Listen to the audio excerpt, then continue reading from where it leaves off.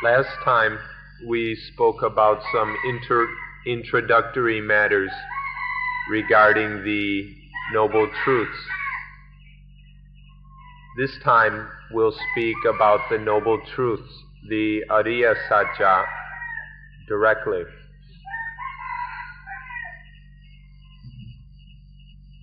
Something of great importance that we must examine from the start are the words Ariya Sacca themselves. Most of you have only heard the words Noble Truths, and for us there's still quite a bit of doubt whether or not the words Noble Truth are a sufficient and proper translation of Ariya Sacca. So we should look at these words as the first thing. The word noble generally can mean something like excellent, exalted, honorable, respectable. However, the word Ariya has the meaning to be without enemies. Ariya means without enemies. So do these two words correspond sufficiently? And so when we speak of the Ariya Sacca, we should understand these in the sense of being without enemies. Here, enemies is meant in the broadest sense, being free of things which aren't right for us, things which are undesirable. So we'll be looking at the Noble Truths in this way. The Ariya Sacca includes within it, or within them, Paticca Samuppada. Both aspects of Paticca Samuppada, both that the Paticca Samuppada that describes the arising of suffering, as well as the Paticca Samuppada or Paticca Nirodha, which explains, or which is the ceasing of that suffering. Both of these are included within the Ariya Sacca. The first two Noble Truths correspond to the dependent origination of suffering. And then the second two Noble Truths correspond to the dependent cessation of suffering. The Ariya Sacca include both kinds of dependent origination, the dependent origination of suffering or dukkha, and the dependent cessation of that dukkha. Both of these, of course, have to do with dukkha. It's purely a matter of dukkha and the ending of dukkha. And so this is what ultimately this is what the real meaning of enemies is. The real enemy is suffering, is dukkha. And so we should fully understand what is meant by dukkha as from the beginning. Now, the Pali word dukkha may be quite unfamiliar for most of you, or even those who have heard it before may not understand all of its connotations and meanings. In Pali, this word dukkha means much more than suffering. One level of its meaning means simply pain and suffering. But the second meaning is ugliness, to be completely ugly. thoroughly ugly. And then the third meaning is to be absolutely empty of any substance. So there are these three meanings included within the word dukkha. Now all three of these meanings correspond exactly with the word enemy. These are three aspects of being our enemies. As for pain and suffering, that is quite apparent, quite obvious, how that is a kind of enemy. But ugliness, this may not be so apparent, how ugliness is our enemy.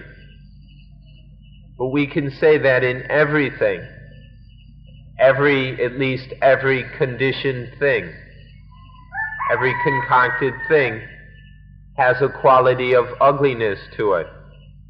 Without any exception, even the things we want so badly, such as wealth, such as happiness, such as beauty, even these things have a quality of ugliness to them, because there is so much trouble, so much difficulty and hassle involved in getting these things and maintaining these things, that within them there is an inherent ugliness.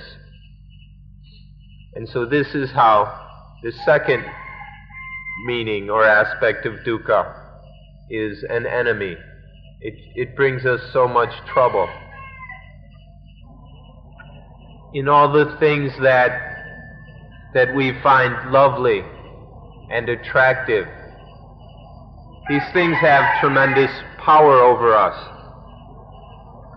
and they have a tremendous pull. Things like wealth, power, fame, sex, beauty, there are all these things that we want so badly. And so we spend so much time and effort pursuing these things. There is this inherent ugliness in them, that they bring us so much trouble, they make us so tired, they take up so much of our time. And in these things, there is, although they seem so desirable, so attractive, so wonderful, they're constantly changing. They're absolutely unstable. And so they deceive us, they trick us. They're never what they quite pretend to be. And so there's this quality of ugliness. In all conditioned things there is this impermanence. And in that impermanence is this ugliness, this inherent difficulty and hassle involved with them. And so they are inherently enemies, or this ugliness, not the thing themselves, this ugliness is our enemy. If we look closely for ourselves, we can see that the things we love the most are the things that torment us the most. If we look like this, we can see quite clearly that these things are actually our enemies. As for the third meaning, it means being empty of any real substance. This word dukkha, ka, can mean air or space, meaning in this case an emptiness, that there's nothing in there that we can hang on to, that we can cling to. This quality of being empty of any real substance that we can hang on to, hold on to, this is an enemy as well. Take a look at this. When we fall in love, with something that is empty of any real substance, how does that torment and torture the mind? What kind of pain and suffering does that bring us? So, this aspect, this emptiness of any substance, is dukkha, is an enemy. So the word dukkha encompasses all three of these meanings. The meaning that it tortures and torments us. Second, that hidden within it is this profound ugliness. And third, absolutely empty and void of any real substance, any true essence. These three meanings together mean much more than the word suffering.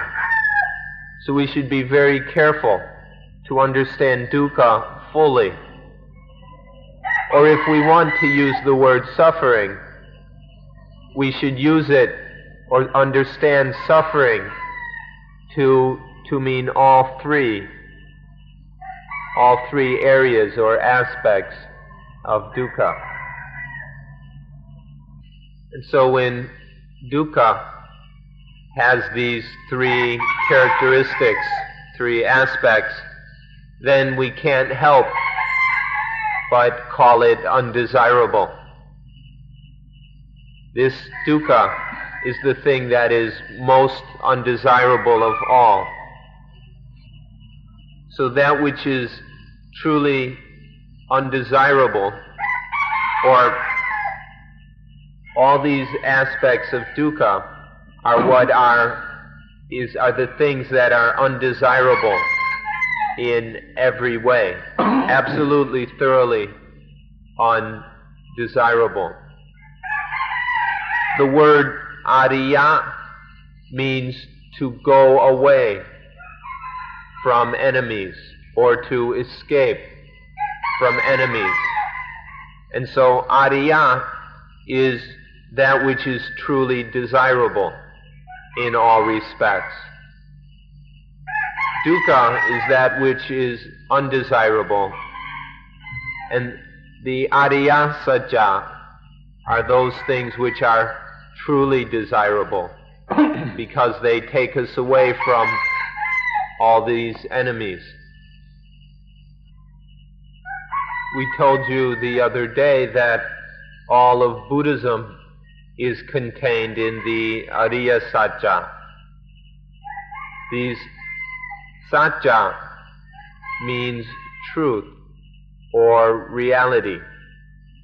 And so Ariya Sacca is the truth that frees us from all enemies, the reality that allows us to escape from all enemies, that is, from all suffering. The Ariya Sacca are the new life, the life that is completely free of all dukkha. This is how we should understand the words noble truths, the truths that free us from everything undesirable, everything dangerous. What we've said so far should make it obvious that there's nothing pessimistic in talking about dukkha as we have been doing. In fact, it's quite optimistic, because the way we talk about dukkha is always with the sense of defeating it, escaping from it, being free of it, being victorious over it. There's nothing frightening or fearful or depressing about speaking about dukkha in this way, because we don't get lost in it, or we don't give up to it. We just learn about it in order to be free of it. So there's nothing pessimistic about Ariya Sacca. In fact, they're rather optimistic because it shows us a way of living, and it reveals to us the possibility, the potential, the duty to be free of suffering. And this gives us energy, courage, and confidence to practice in order to be free of all enemies. Next, we'll look at the characteristics or symptoms of this thing which is called dukkha.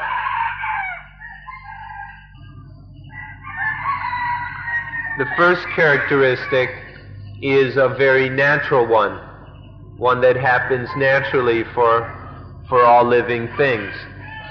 These are the characteristics of birth, decay, disease, and death, or birth, illness, aging, and death. These are things that happen naturally for all of us. And there's really, in these things, there's no inherent problem.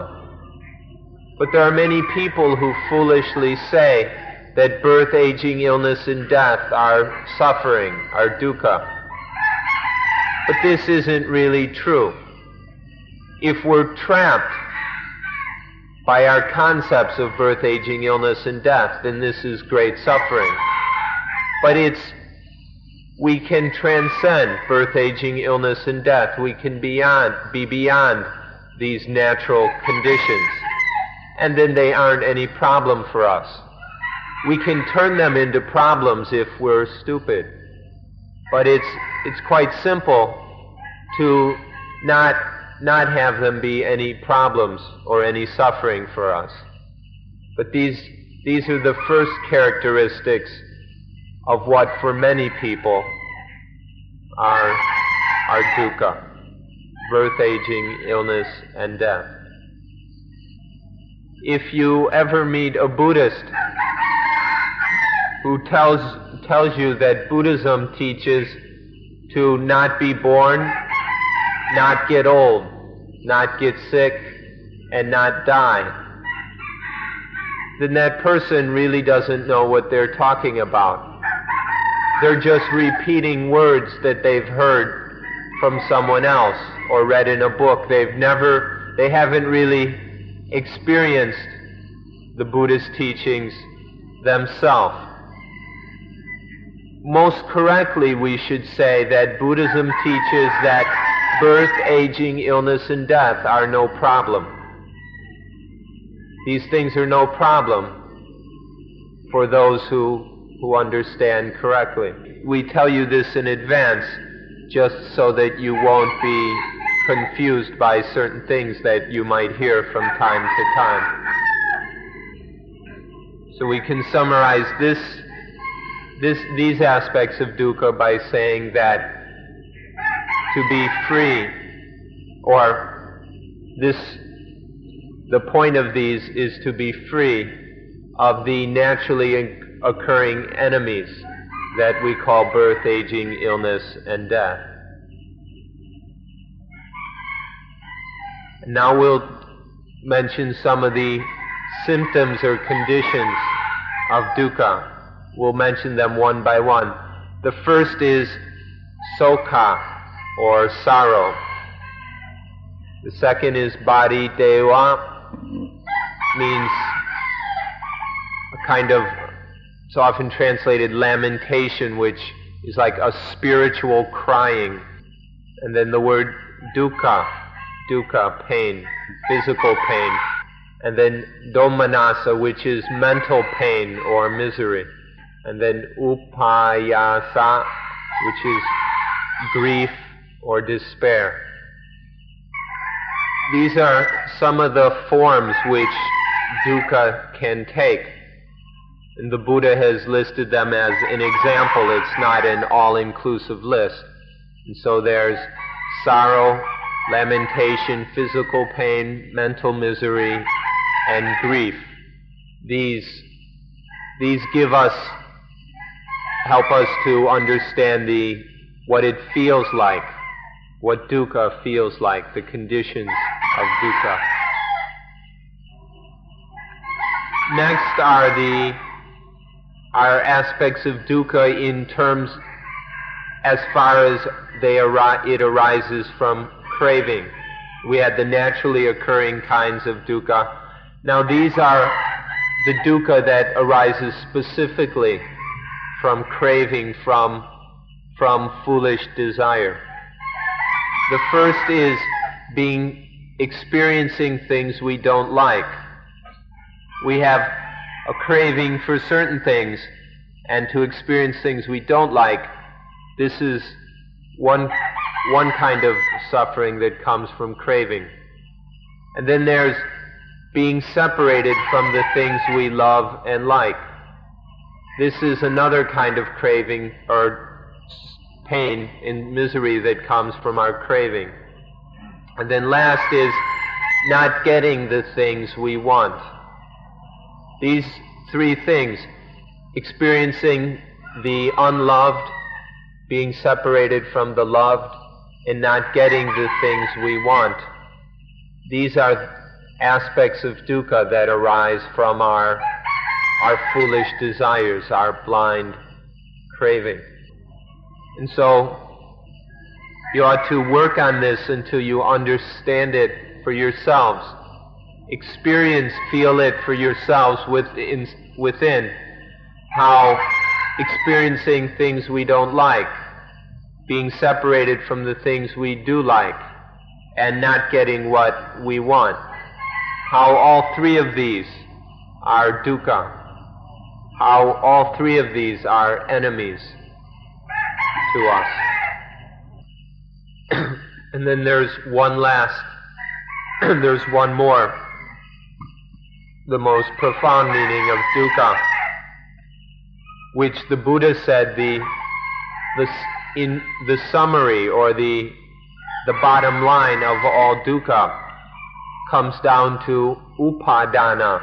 Upadana is foolish attachment, to grasp and cling to things foolishly, ignorantly. The Buddha said that, in short, all dukkha comes down to attachment in life, from attaching, grasping and clinging to life. Life here can be analyzed into 5 basic aspects or functions: body, feeling, perception, thought, and consciousness.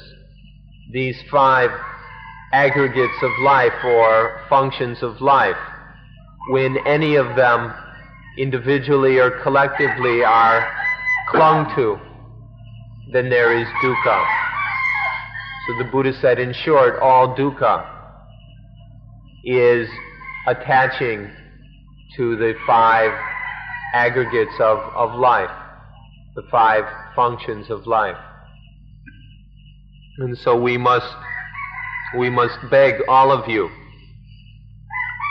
to do your best to understand these 5 things, which we call the khandhas or the aggregates. These are the aggregates of life, the things that make up life: body, feelings, perceptions, thought, and consciousness. These 5 together make up life.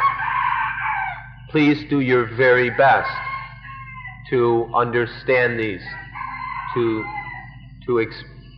see them clearly. The first aggregate is rupa, often translated form, or more simply just body. Rupa is all the physical, all the material parts of life. All the material components are rupa. Sometimes we can say the corporeal, the bodily aspects. In the body there is a nervous system. There are the eyes, ears, nose, tongue, the body meaning the skin as a sense of touch, and the mind the mind sense or the heart. This is the real meaning of rupa. This is in one sense, it's just the superficial aspect of life, the lowest part of life. But it still requires great attention. It's very important because the body, the eyes, ears, nose, tongue, body, and mind, this is the foundation for all life, and so is the basis of all dukkha. The word rupa has a very interesting meaning for us. It means something which breaks easily, or something which is fragile, delicate. And also this implies that it breaks all the time. It falls apart ordinarily. So this rupa can mean fragile, easily broken. And if we go and take this rupa which breaks so easily, this very fragile body, as being I or mine, take a look and see how utterly foolish that is, how crazy it is, how insane to take something which is always falling apart, to be the self, to be I, to be mine, and then see what great suffering is involved whenever we take the body to be I, to be mine. Next we come to the mental aggregates. The first one is physical and the rest are mental. When we have this body, or these bodies, with nervous systems and the sense organs, then there will result certain mental functions or mental things, which are the mental aggregates. The first of these is Vedana. Vedana. It's translated feeling, but one must be very careful to understand the special meaning of Vedana, which is not what is much more subtle than what many people take to be feeling. Vedana is the very subtle, not subtle, the very simple, though sometimes very powerful feeling of pleasure or happiness towards certain sense experiences, or displeasure, even pain, dukkha, regarding other experiences. And then there's a third kind of Vedana, which is neither pleasant nor unpleasant. We can't really describe whether it's pleasant or unpleasant, but it's a definite kind of feeling. Now these three kinds of Vedana are not emotions. It's a very simple or even primitive kind of feeling. But they're very, very powerful, and they have tremendous influence on life. But no matter what, all of these Vedana, whether pleasant, unpleasant, or undescribable, all of them are concocted. They're impermanent things that have been concocted out of our basic sensual experience. And so there's nothing in them that we can really depend on. So if we attach to these very fleeting feelings as I or mine, there will be dukkha. This is the second aggregate, Vedana. We ought to understand the Vedana as things which deceive us most of all. There's nothing that tricks us like the Vedana. Pleasant feelings deceive us into falling in love. As soon as something is pleasant, we like it and we fall in love with it. Things that are unpleasant deceive us into disliking, into anger, into hatred. And then the undescribable kind of Vedana deceive us into worrying and doubting and wondering about that thing. So the Vedana are the things that are constantly deceiving us. This is how we ought to understand them. Once we see how the Vedana deceive us and make fools of us, then we can see what enemies they are and how they are such suffering. These three kinds of feelings give rise, they stir up, or they trick us into the three kinds of defilement. The first kind of Vedana, this satisfying, pleasing, nice feeling. This stirs up the first kind of defilement, the defilement of raga, lust, or we could say lopa, greed. Greed and lust are towards these satisfying, lovely kind of feelings. And so because of these pleasant feelings, it makes us want to pull things in, to suck things in. The second kind of Vedana, the unpleasant, the disagreeable, the not very nice kind of feeling. This leads to the defilements of dosa, hatred, or koda, anger, which is this unpleasantness, this disagreeableness makes us want to push things away, knock them away, or even destroy them, kill them.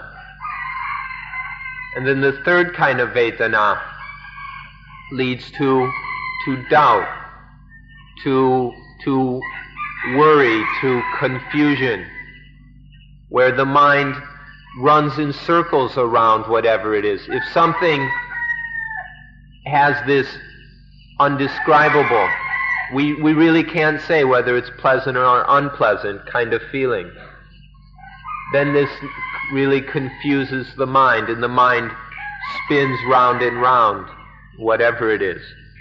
The three kind of Vedana lead to these three defiled reactions of trying to suck in, or trying to knock away, to destroy, or then spinning around in very confused circles.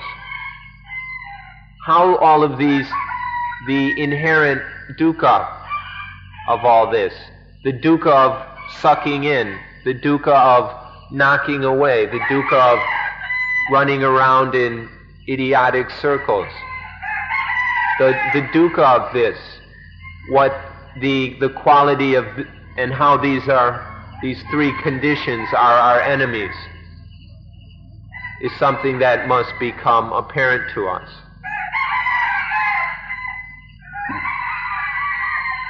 All the problems in the world can in fact be traced to the Vedana. The tremendous power of the Vedana to deceive us gives rise to all the problems that exist in this world. So these Vedana are dukkha. There is tremendous ugliness in them. So we ought to observe them carefully in order to understand how the Vedana are our enemies. This is the second aggregate of life to which we so often cling, the second enemy. The next aspect of dukkha, the next enemy, is called sanya. This third aggregate can be translated perception, but don't just grab onto the English word. It's important to to understand how this works. One sanya is the result of Vedana, or we could say Vedana is the cause, the source of sanya. Whenever there is an experience, and then there is a feeling towards that experience, then there will naturally be sanya regarding that experience. Sanya is to regard the experience in one way or another, to regard it as something. This means such as to take it to be beautiful, take it to be ugly. It's a kind of discrimination which the mind will naturally do towards anything that is felt. Once this happens, once the mind discriminates or perceives it as beautiful or ugly, as tall or short or whatever, then also will come in, once this is done, if it is done firmly, this becomes memory. That thing is then, that label, that discrimination is stuck away in memory. And then every time we feel something, there is this regarding things in terms of often past experience. And so we take this to be man, this woman, this dog, this cat, and so on and so on. Regarding things as this or as that. This is what sanya is about. Part of sanya is memory, but the important thing is regarding things as something specific, particular. Because once we almost, and this is dukkha, this is an enemy for us, because it's always done under the influence of ignorance. We're regarding things not as they really are, but as they aren't. For example, things that are dukkha are regarded as happiness. Things that are impermanent, constantly changing, are regarded as being permanent. And things which are selfless, which are not self, are taken to be self, are taken to be egos. And so because of perceiving things incorrectly, misperceiving them, this sanya is a lot of dukkha and is our enemy. We ought to understand sanya as attachment. Sanya is very similar to attachment, because once we regard something as this or as that, then we're generally attaching to it. It must be like this. It must be like that. So every time we go in and discriminate and regard something as beautiful, as ugly, as pleasant, as unpleasant, as happy, as sad, then we go and attach to that. So with sanya there is almost always this attachment. And this becomes even clearer when we see how so often we perceive things as being my husband, my wife, my this, my that. And so this perceiving things in this way is basically the same as attachment.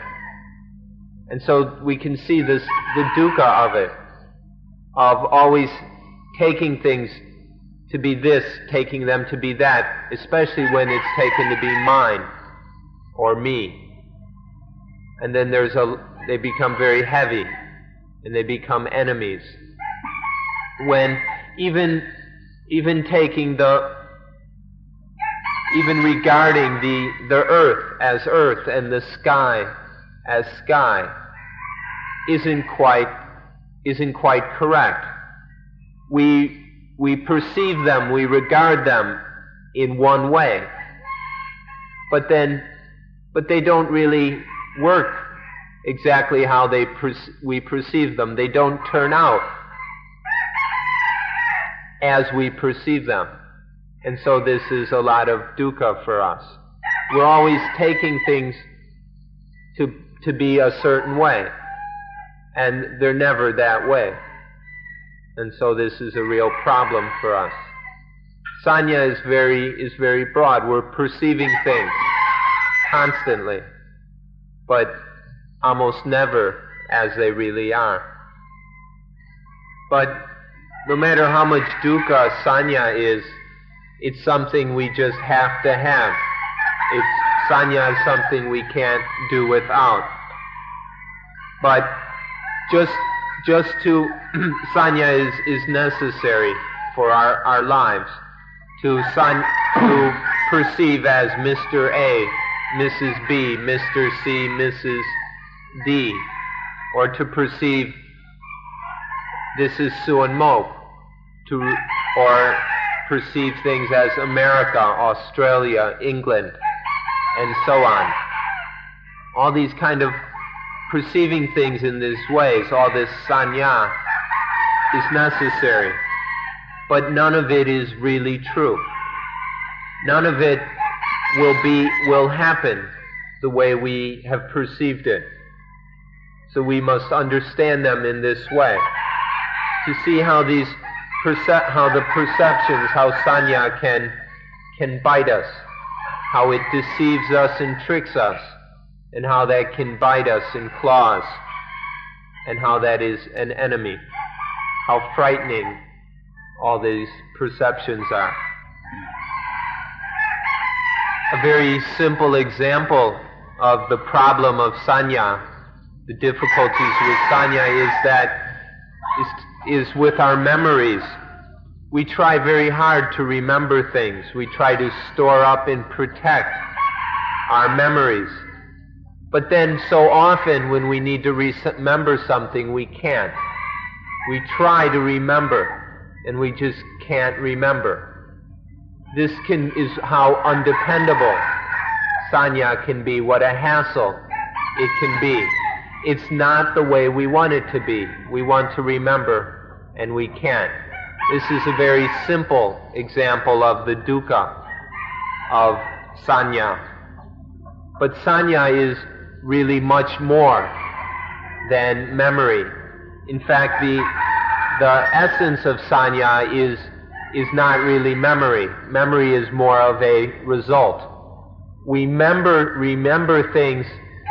We remember the things that we have regarded. First, there must be this discrimination and regarding of something as this or as that, as man, woman, tall, short, good, bad, whatever.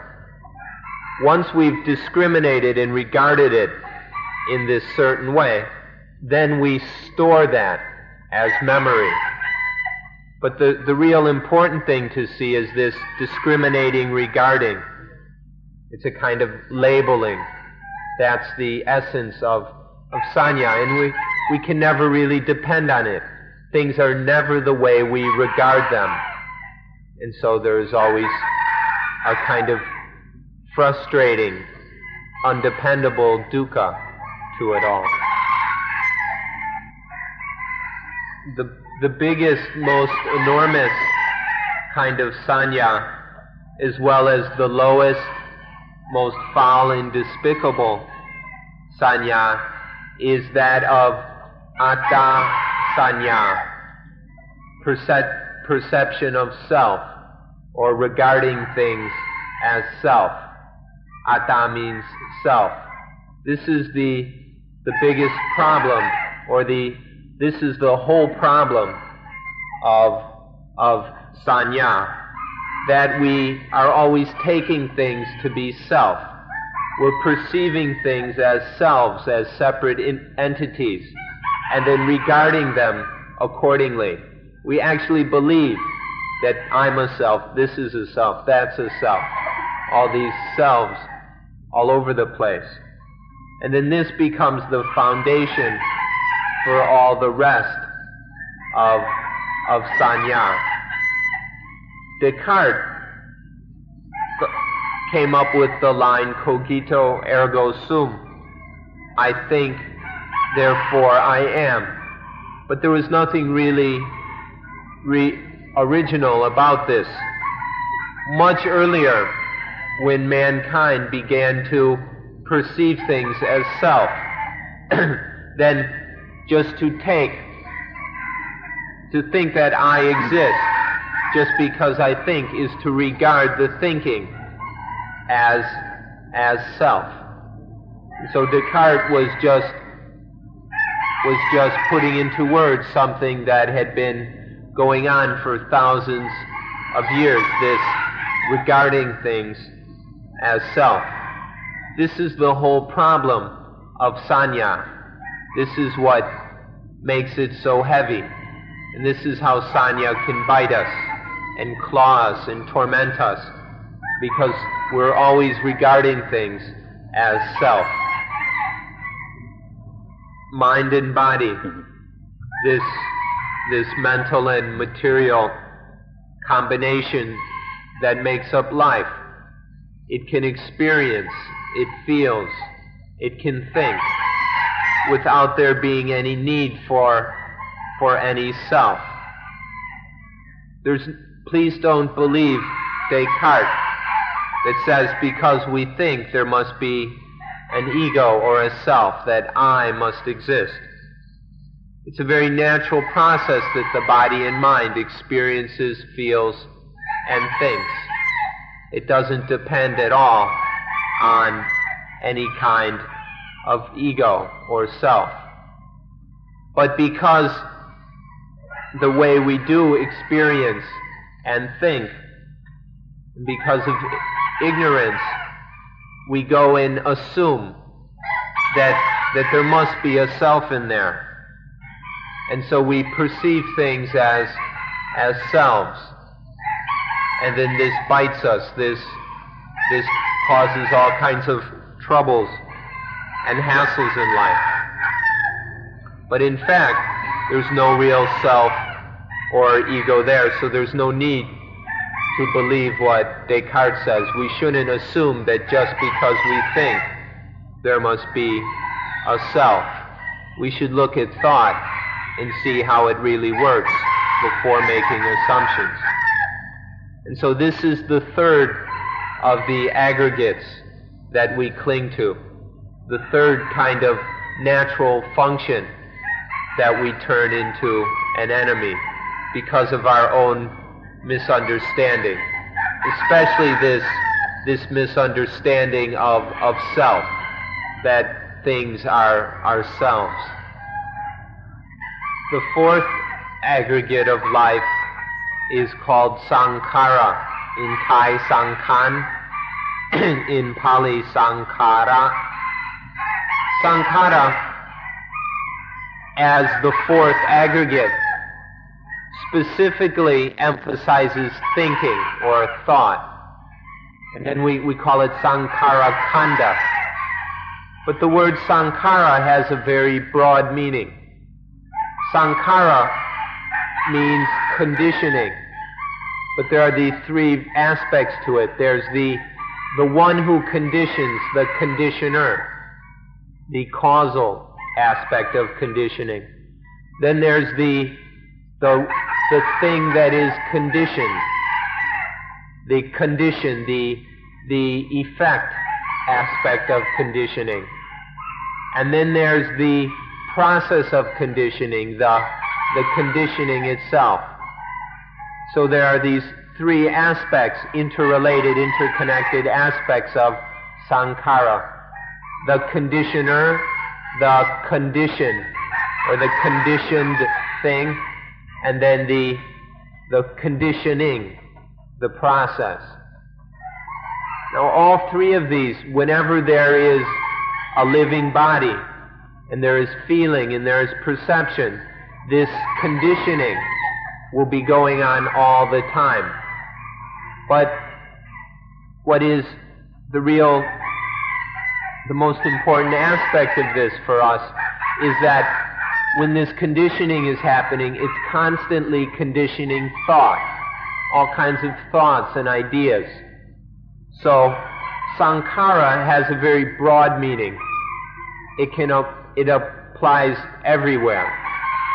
But here we're using it in a more limited sense, sankhara kanda, that whenever there's life and feeling and perception, then there will be this conditioning of the mind, this stirring up, this concocting of the mind, which is essentially the conditioning of thought, of thinking. And then once this thinking takes place, we go and regard it as being self, as being I. We think about things in terms of I. We think, and so we think that I am, I exist. And so this is the fourth enemy, the fourth thing that bites us. It's quite pathetic in a way that in Thailand and maybe other countries as well, the word sankhara is only understood as meaning the body. For many Thais, if they say the word sankhan, they just mean the body. This isn't completely wrong, but it's not very correct either. It's just a little bit correct. Sankhara, in the broadest sense, includes the body, but there's much more to it than that. And to think that sankhara is just the body is to miss the most important aspect of it. Sankhara we can understand it in terms of the things being stirred up, or the creation and then the dissolution of things. This is sankhara, things being created and then they dissolve. This arising and passing away of things is the essential process of sankhara. A word that can help us to understand this is the word conceive. Conceive we use both to conceive thoughts, but we also use it when the sperm fertilizes the egg, and then a new physical life is conceived. This sankhara can be understood as the starting of new things, the giving birth to new things. And so because of all this sankhara, thoughts are constantly born in the mind. And then this constant activity of sankhara keeps the mind spinning around, keeps it very busy. And that can be a lot of dukkha. Now for the ordinary Thai in the street, in the colloquial usage of the word sankhara, if we say to put out the sankhara, it means to die. This is what many people, like in English we would say to pass away. They would say to dap sankhan, to put out the sankhara, meaning death. But this isn't what it really means. To put out or to quench, to extinguish the sankharas means to just stop all that conditioning and concocting of the mind. All that concocting is very tiresome, very troublesome. It doesn't allow the mind to have any peace. To extinguish this concocting of the mind has nothing to do with dying. And so we should understand it correctly. When all that sankhara, the conditioning, concocting is going on, the mind can never be at peace. But to extinguish that is very cool, very peaceful, very open and free. So the sankhara, this concocting of the mind, this is the fourth aggregate of life, which can cause us so many problems. When this concocting, all this sankhara is going on, then it is never peaceful. But we should understand here that when we talk about sankhara like this, we mean the sankhara that is a result of ignorance. When things are misunderstood, then there is a concocting of the mind which inevitably leads to dukkha. But when this ignorant concocting of the mind, when this sankhara ceases, then there is great peace. There is a very calm and spacious joyfulness. And so a very common saying in Thailand is Desang Upasamo Sukho, which means the calming of the sankharas is bliss. The calming of the concocting is happiness. Whenever this concocting of the mind, this concocting through the power of ignorance, whenever this calms down, quiets down, then there is joy. If that gets stirred up again through the power of ignorance, then the joy disappears and there is dukkha. And so it is also, another phrase is sankhara parama dukkha. Parama means supreme. Concocting is the supreme torment. This constant stirring up and concocting and grinding and spinning around of the mind is the ultimate dukkha. But always understand that this concocting we're talking about comes from ignorance, from misunderstanding. If there is correct understanding, there is no sankhara. The mind is not concocted. There are just the natural processes of life taking place. And that's not what we mean by sankhara. But when, in addition to the natural life processes, which can include thought, when in addition to that, there's this stirring up, this busying, this concocting of the mind, then there is dukkha. This is the fourth aggregate. At every funeral ceremony in Thailand, at every kind of ceremony involved with funerals or memorials to people who have died, the monks always chant the line Desang Upasamo Sukho. Stop the concocting, and that is happiness. Stopping the concocting is the supreme happiness. And this is repeated over and over again.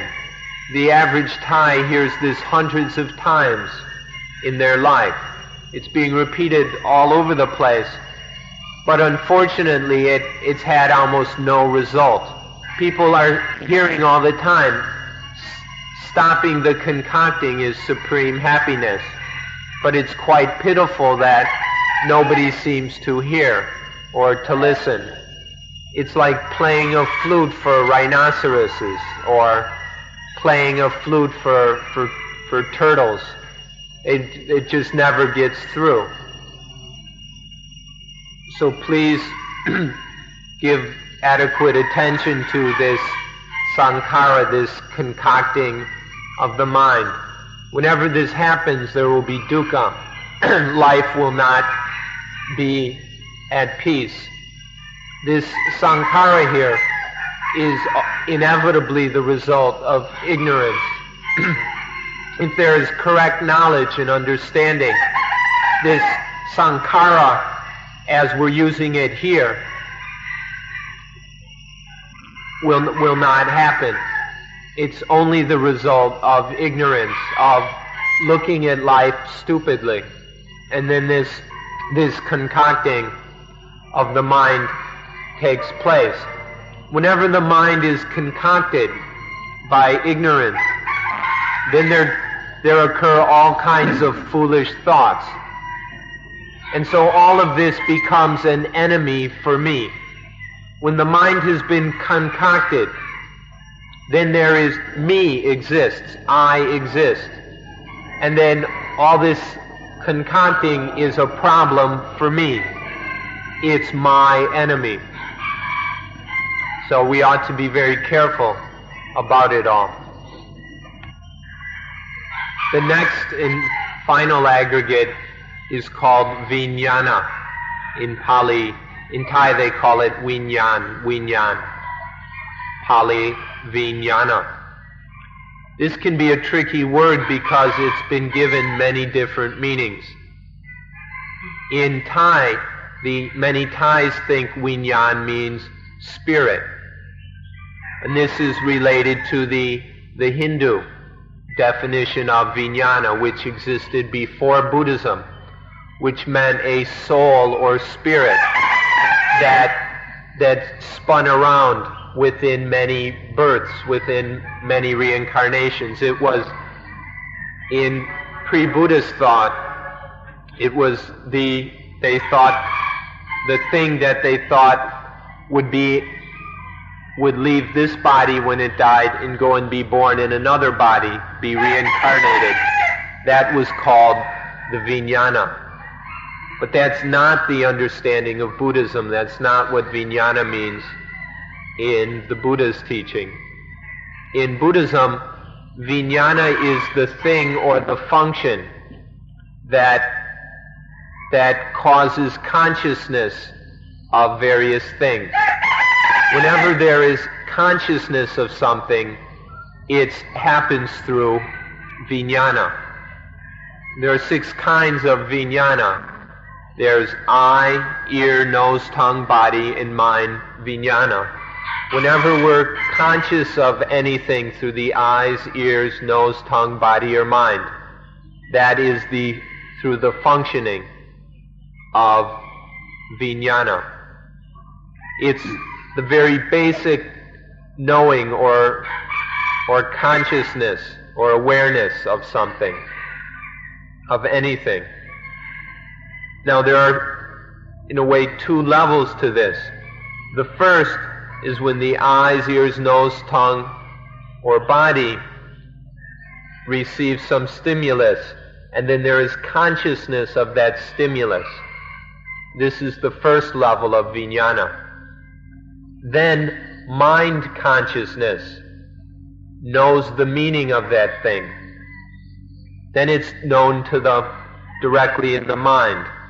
First there's the outer senses kind of consciousness of the senses being stimulated by this thing. And then the mind, then there's mind consciousness, knows the meaning of it. And this leads to the feelings towards things, the vedana, and then the perception, and all the sankhara that we've talked about.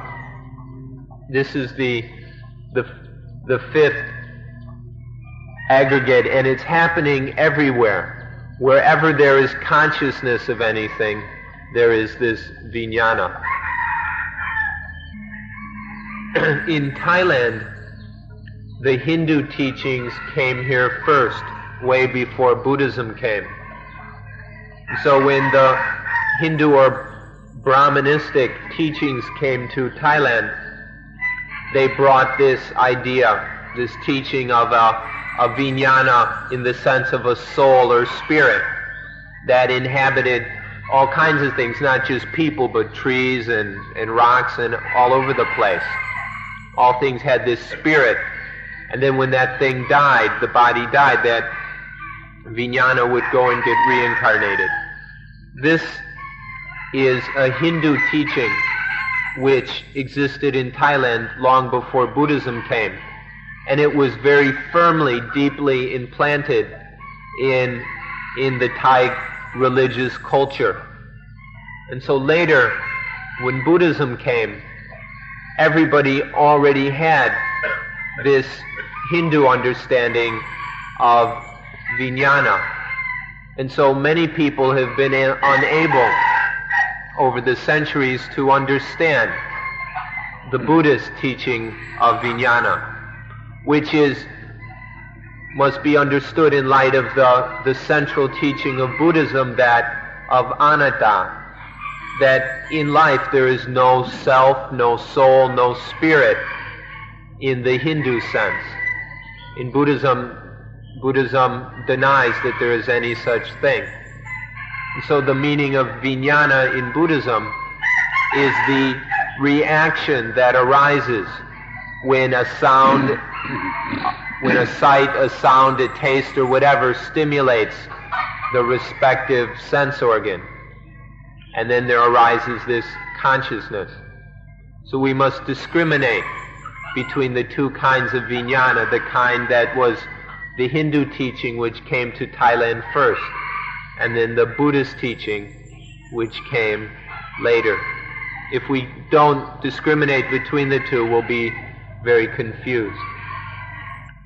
In the Buddhist scriptures, in one of the discourses of the Buddha, it's recorded how one of the monks who had been staying with the Buddha had confused this issue of Vijnana. This one monk was named Kewata, which means fisherman. His name was Sati, the fisherman's son. This monk had the opinion or the understanding that just this Vijnana speaks, or just this Vijnana thinks, speaks, and dies and then goes to be reborn somewhere else. He was going around saying this, that it's the Vijnana that thinks, that speaks, and that goes and gets reborn somewhere. The monks heard him saying this, and they went to talk to the Buddha. They reported this to the Buddha, and the Buddha called him in for a little talk and asked him, what is your understanding of Vijnana? And the monk told him. And the Buddha basically said, you've got it all wrong. In this teaching here, Vijnana is something that arises right here as a reaction to stimulus of the eyes, ears, nose, tongue, body, and mind. Whenever there is a sense stimulus, there arises Vijnana. According to this monk, Vijnana was some everlasting thing that was always there. And this is directly this is directly against what the Buddha was teaching. So these were quite strong words of the Buddha to show that this monk had been living with the Buddha and had gotten such an important point completely wrong. And so it was a bit embarrassing for that monk, and he became very depressed. And this shows that even people living with the Buddha himself had trouble and could confuse this point of Vijnana. But what's very important is to see that Vijnana isn't some lasting substance as it's understood in just about everywhere. This is the common human understanding. But that Vijnana just arises. It's just this awareness that arises with the stimulation of the senses.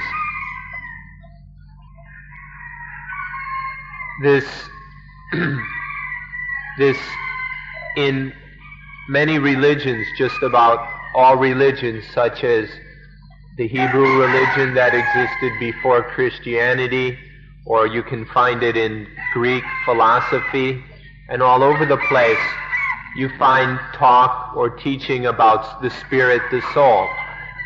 And in fact, for most of you sitting here, there is probably this kind of an understanding of some belief in a self, or in a spirit, or soul of some kind. Everyone is free to think as they wish, but please don't bring that idea into Buddhism.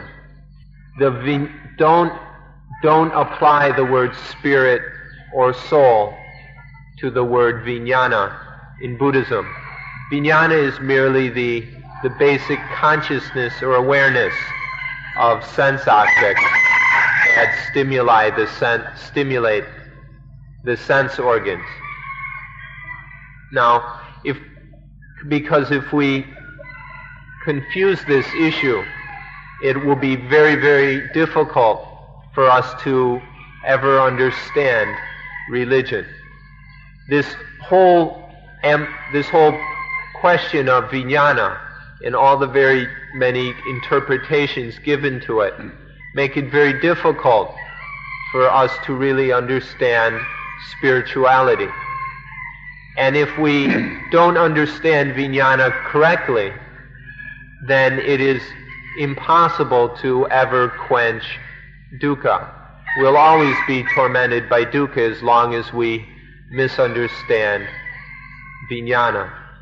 If we take this vijnana to be some kind of spirit, then it will be like a ghost which will keep haunting us, keep tormenting us.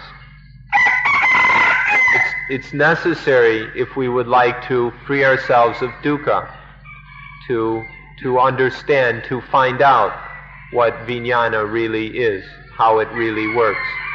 But for most of the time, it's deceiving us, it's tricking us. And we're constantly taking vijnana to be I, this quality of awareness that is with us right now. We're identifying with it for the most part as I see, I hear, I smell, I touch, I taste, I know. All this attaching to vijnana is a very deep-rooted habit, and which turns vijnana into an enemy. It makes vijnana bite us, makes us suffer. So this is why I requested earlier that you try your best to know, to understand these 5 khandhas. If we don't understand the 5 khandhas, then there's no way that we can understand Buddhism. If we haven't gotten to know the 5 khandhas, Buddhism will always remain a mystery to us. So it's absolutely essential that we start to understand them. Otherwise, we'll keep taking them to be self, keep taking them to be I. Sometimes we cling to these 5 aggregates as I, and sometimes as mine. We cling to them as self, or as belonging to self. So sometimes I am the body, or sometimes it's my body, or I am these feelings, sometimes it's my feelings, or I am the perceptions, sometimes it's my perceptions, like this. But whenever we regard any of these khandhas, any of these aggregates of life as I or mine, when we take them to be selves or belonging to self, like this, then it bites. It bites the mind. It inflicts dukkha on the mind. So it's crucial to understand these 5 khandhas. If we really understand them, if we really see them as they are, we'll see that they are not self, that none of these khandhas, or any combination of them, or anything outside of them can be taken as I or mine. Only by knowing the khandhas thoroughly can we understand Buddhism. Until this happens, this will create endless problems for us. We'll keep grabbing onto these two various aspects of life as I or mine, and that will bite, and that turns life into our enemy. And so this is why the Buddha said, Sankitena Pachupana Danakanta Dukkha. This was, the Buddha said, if we speak concisely, the 5 aggregates that are attached to are the essence of dukkha. In short, all dukkha comes down to these 5 aggregates when we cling to them. So this means that the essence of dukkha is attachment, or the Pali word is upadana. Whenever there is upadana in any of these 5 functions of life, then there will be dukkha. He used the word, the pancha, which means 5, upadana khandha, the aggregates of clinging, or these aggregates that are clung to, attached to. This is the essence of all dukkha. Sankitena Pachupadana Khanda Dukkha. All dukkha comes down to these 5 khandhas that are clung to. So the key word here is the word upadana. It's not so much the aggregates themselves, but this upadana. And in Buddhism, this can be a tricky word to understand. So we'll give of the best definition we can of it. Upadana is to regard something according to the power or of ignorance, or whenever regarding something under the influence of ignorance. That will be attachment, that regarding things through ignorance. This is attachment, and as soon as there is this regarding things ignorantly, foolishly, stupidly, then there must be dukkha. The matter of the dukkha Ariya Sacca, the noble truth of dukkha, isn't finished yet, but the time is up. So we'll continue tomorrow.